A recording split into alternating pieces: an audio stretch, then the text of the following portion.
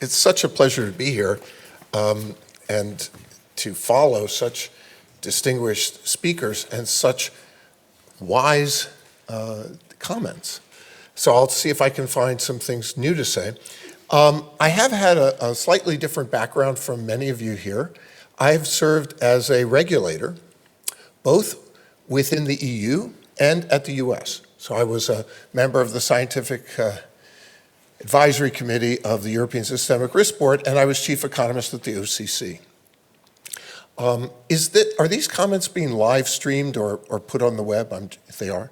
So I have to, live streamed, but they will be put on the web. All right, so I'll save some of my comments then for our coffee discussions, because I don't want to embarrass anyone. But I just do want to say that I'm going to focus on bank supervision and regulation, and I have some urgency in my heart here that I want to share with you. I think the system is deeply broken, and that we have been suffering from huge costs related to how broken the system is, and we don't seem to have any indication that we're going to fix the problems.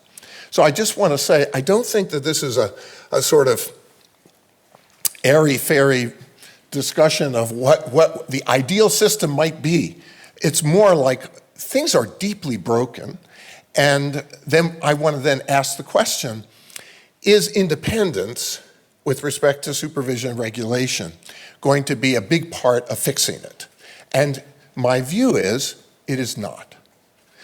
But that there are things that we should do to fix it. So both, and I get to double dip because I'm in a panel later, so I'll get into more details in the second panel on some of those fixes, but let me try to approach the question of independence from that perspective. So when we think about independence, I would say there are two criteria. They've come up constantly in our discussion so far.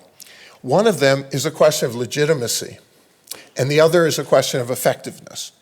That is, does independence of monetary policy, let's start there, does that have legitimacy, and does it improve the effectiveness of monetary policy?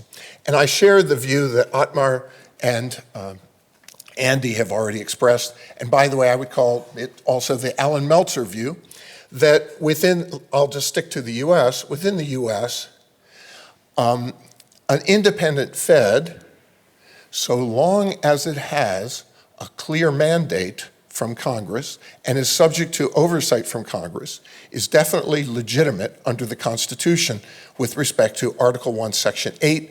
It's Congress's role to oversee that, which it does. And so long as, and the effectiveness will be guaranteed, as Andy and Otmar pointed out, if that discretion is constrained by clear objectives and there's therefore accountability. I'm not saying that we have that, we've achieved that in the US yet. That's a theoretical statement.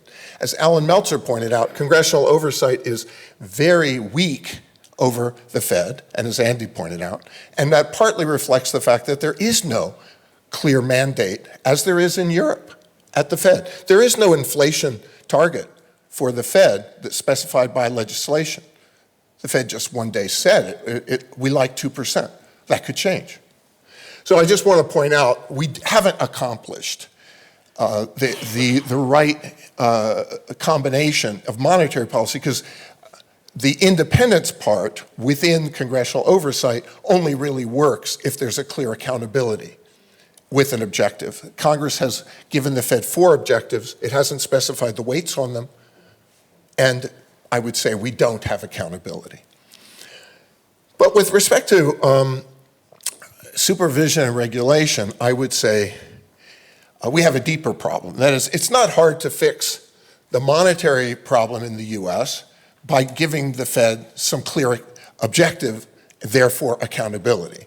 Price stability is obviously something central banks can achieve, and therefore we can hold them accountable to it. But in the area of supervision and regulation, the problem is unfortunately a lot more serious, because we don't have a similar thing to price stability that is clearly measurable and therefore and achievable by the institution, and therefore can hold them accountable for it.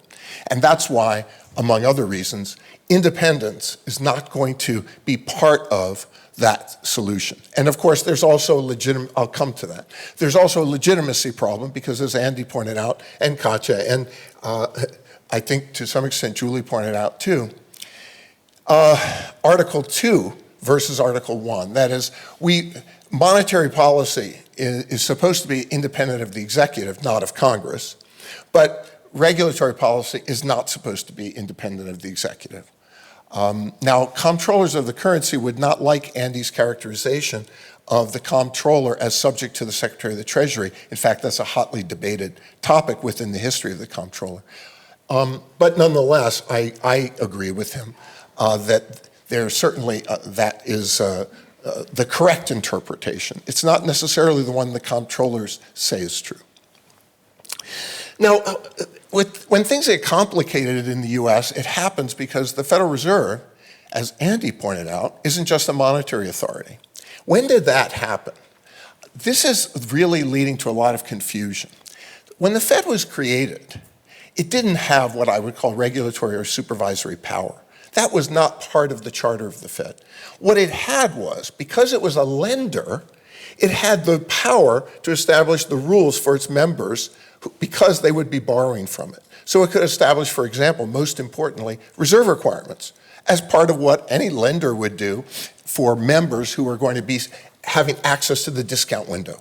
And so what created the confusion initially was the Fed had a legitimate need to establish rules for access to its own discount window, which then morphed in the 1930s into a new set of responsibilities for regulation and supervision that were not part of the initial vision of the Fed or its mandate.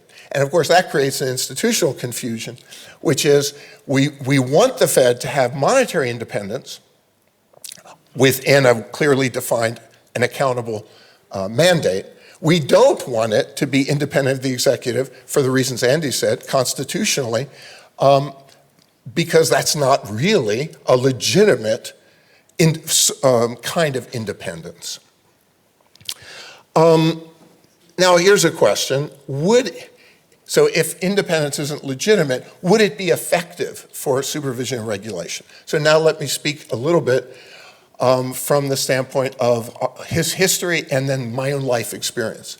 So first of all, with respect to the Fed, it's especially been a problem giving the Fed a combination of independence in supervision and regulation and in monetary policy.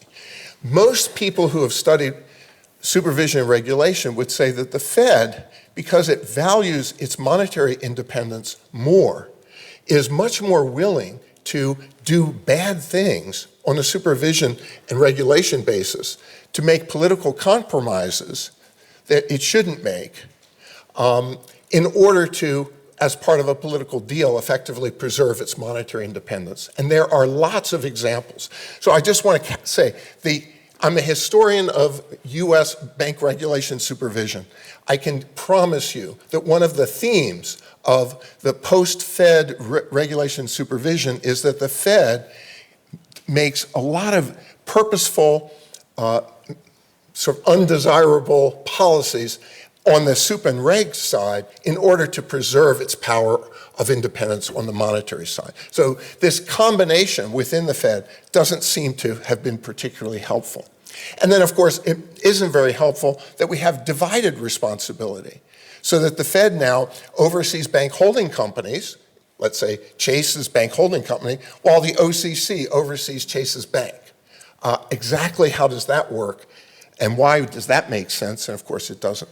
So we've just got a real mess of implementation. But then you might wonder, well, could somehow, if we gave, let's say, just the OCC responsibility, would we want to make it independent? That's a question now I want to try to answer.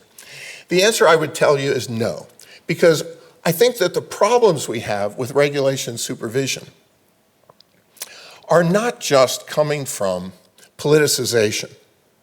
They're also coming from inherent agency problem, which has to do with the difficulty of getting our agents, the supervisors, the regulators, to actually have the incentive to do the right thing.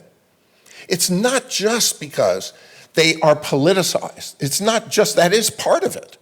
It is definitely true when I was at the OCC that the large banks had huge political power exercised through the executive, no question, which gave them favorable treatment. And by the way, that's true. Certainly, I could say that that's true in the UK too. I won't speak to continental Europe, but I can say that when I served as an EU bureaucrat, I felt that that was also true. So I don't think that, I'm not telling you that politics isn't part of the problem, but that's not the main, I would say, problem. The main problem is people who are government bureaucrats really do not want to wake up one morning, go to their boss and say, we have to intervene because Citibank is looking risky. They really don't want to do that. There's no upside to them from doing that. And there's a lot of downside, not just because of politics, but because they might be getting it wrong. And it's a very dangerous thing for them from a career standpoint. So I really want you to take seriously supervision and regulation. It's different. It doesn't have this thing like price stability where you can point to it for clear accountability and you can say, oh, I can see what you're doing. You have the power to change it, right? And the problem is, therefore, that supervisors, thank you, that supervisors and regulators, what they want to do is create standards that they can control and avoid having to do things that will get them into trouble, both for political reasons and for other reasons. That means independence doesn't solve the problem. And in fact, what we're currently living with is the strangest approach to regulation supervision. It's not that old, really. It's really since the 1980s in banks. And what we're living with is something that makes absolutely no sense. So I've been teaching MBAs for a long time. We teach MBAs, including the people who go on to be chief risk officers at banks, but also for non-banks. We teach them how to think about risk management.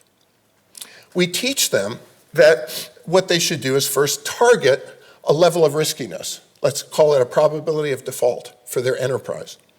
And then they should measure the riskiness of their cash flows and their assets, and they should continue to track those and then fix, let's say, a maximum amount of leverage that's consistent with that target. And we train them to do this. Nothing that we train undergraduates or MBAs to do from this perspective of what I just said is even vaguely part of the supervision and regulatory systems that any of our countries use. Wow. What is going on? What do they use? They use book values of assets, which I'm going to grant you for banks are at least attempting to be mark to market. But the book values of assets really are not very useful for understanding either the value of banks or the riskiness of banks. Any student taking an undergraduate or MBA course that would say to use the book values of assets as the indicator of anything would immediately fail that class. But what's good about book values of assets? They can be controlled. They can be controlled, and they allow you to ignore realities you don't want to face. December 2008, I'll show you some evidence on this, but I'll save most of it for the second panel that I'm going to talk in. December 2008, Citibank had a market value of its equity relative to its assets, call that the market capital ratio, of basically 0, because it can't go negative. Its book value of equity over assets was 12%. There was nothing wrong with Citibank after it failed, as far as the only measure that was being tracked. And that's still the measure that's being tracked. And of course, if you paid attention in 2023, you also know that those book values don't even have to be marked to market for the assets. And so, for example, if it's hold till maturity accounting, which turned out to be the cause of the crisis in 2023, you can even pretend that the assets are worth their face value, if they're bonds, that you have from an accounting system on a hold-to-maturity basis. Okay, so I want to emphasize, and I only probably need a couple more minutes. May I have a couple? I just want to emphasize how the disconnect is beyond belief. We train every business person to know how to track and manage risk and to target leverage accordingly. And we completely ignore all of that when we regulate banks' risks and their capital ratios. It's not a small thing. It's pretty big. Now, you might say, well, okay, but how do you know that that's really a problem? Well, I'm going to skip this next slide. So this slide is basically telling you, you should be very worried about this problem right now in the US, and I would say elsewhere too, because there are lots of reasons to believe that we are in a pre-crisis period. The risks are extremely high right now. We are failing to address obvious problems because we don't want to, partly because of politics, but just partly because bureaucrats don't like to raise embarrassing sort of issues that they might be wrong about. Okay, but the other reason that we know is because there's been a remarkable amount of research in the last 30 years, and I've participated in a lot of it, that's basically shown that everything you want to know about bank risk, you will see if you're looking at the economic value of the enterprises, and you'll completely miss it if you're looking at the book value of the enterprises. By the way, banks aren't just balance sheets. And new financial intermediaries are especially not just balance sheets. Their cash flows aren't even necessarily related to any assets. So how do you regulate intermediaries, which are basically service companies, if all you focus on is the book value of their assets? Fintechs don't have any assets.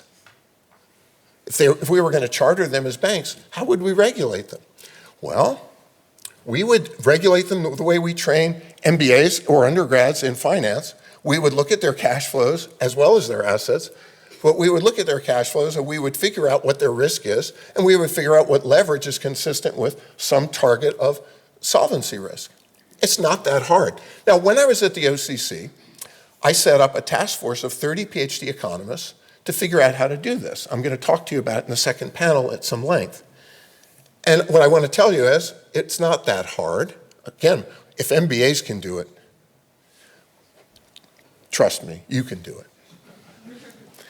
But we don't do it. So, but what's so strange is, for the past 30 years, all the research has pointed out, if you want to see when banks are getting into trouble, you want to set up a criterion of the economic value of their capital to assets. And from a supervisory standpoint, you want to be tracking, when you see sudden changes in that, you want to track early interventions that may even go beyond what the minimum capital standards would be. All of our evidence about when banking crises happen is telling us, I won't describe these papers in detail, there's a lot more. This Baer and QJE paper sort of generalizes this finding that was in a lot of my earlier work, that basically you can see banks getting into trouble long before they fail, but not if you don't track their economic value and their economic risks. Was the 2008-2009 crisis in the US a surprise? No, it wasn't. If you were tracking the market value, this is a 90-day moving average, these are all the intervened banks. If you were tracking the market value of equity over assets, here's what you would have learned. It fell over about a 1.5-year period, fairly gradually, and when it hit 2%, that bank couldn't roll over its debts anymore because the market knew it was effectively insolvent. Notice that the non-intervened banks, by the way, have a graph just like that for Europe, same story. Of non-intervened banks, you say, never got close to the 2%. So of course, these banks weren't really part of the crisis, and they never had that, they never hit that point. So if you wanted to know, well, what would you want to do to prevent the next banking crisis? The answer is track this thing, and whenever it gets down close to 2%, force the banks to recapitalize. And by the way, the markets for their capitalization were wide open when they were 3% and 4%. That wouldn't have been something that was infeasible. Okay. If you don't know this website, go to the NYU Stern S-Risk website, and you'll see every bank, every major bank in the world, and they ask the question, if there were a major shock to the economy that was consistent with a 30% decline in the stock market, would this bank survive from the standpoint of the criteria I've just given you? So systemic risk is something that we can measure, too. And that's what the S-Risk model does. So there's a huge discrimination going on right now because some banks have market value relative to book value that's as high as 2 times. It's about time. So I'll come back to, I'll just let this be the second to last slide, and then I'll come back to the rest next session. So notice that what's really going on is you have intangible assets and intangible liabilities. So intangible assets means I'm earning fee income not reflected in my assets on my balance sheet that can have a present value that's very large. That's why you can have a market to book ratio in excess of 1, because you have intangible assets related to cash flows unrelated to your assets. But you can also notice some have negative intangible assets. That means that the value of the enterprise would be greater if you just sold the assets and shut them down, because they're loss-making enterprises. They're in the business of destroying value, not creating value.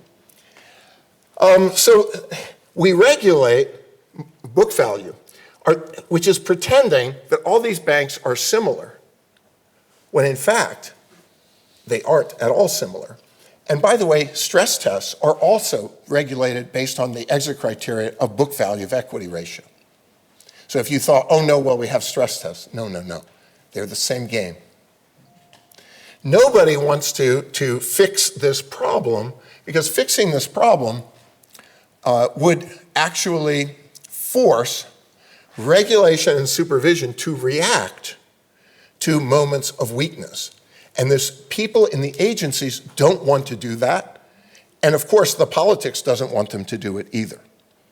So what's the solution? The solution is we're going to need to have a political consensus that prioritizes fixing the regulation and supervision system. It requires a population to be galvanized to care and to say, we really want to do it. The agencies won't fix it on their own because they like it the way it is. And of course, the banks who exercise political influence love it the way it is. Okay, I'll stop there and I'll tell you more about how to do that in the session where I come back.